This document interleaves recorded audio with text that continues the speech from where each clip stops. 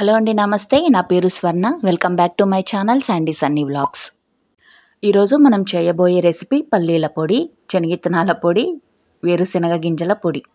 ఒక్కొక్క చోట ఒక్కొక్క రకంగా పిలుస్తారు, కానీ ఇది అందరికీ ఆల్ టైమ్ ఫేవరెట్. వేడి అన్నంలోకి ఇలా నెయ్యి వేసుకొని తింటే దాని ముందు ఏ కూర పనికిరాదు, అంత టేస్టీగా ఉంటుంది.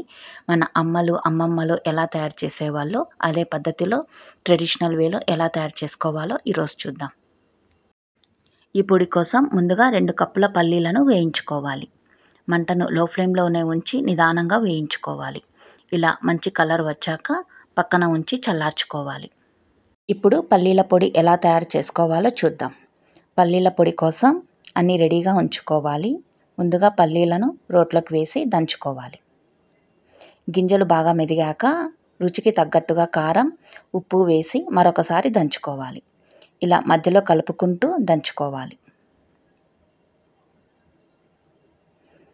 ఇలా పొడి బాగా మెదిగాక అందులోకి వెల్లుల్లిపాయలు వేసుకొని మరొకసారి దంచుకోవాలి.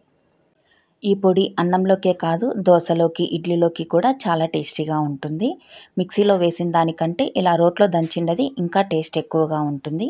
మీరు కూడా ఒకసారి ట్రై చేయండి. ఎలా వచ్చిందో కామెంట్ సెక్షన్లో నాతో షేర్ చేసుకోండి.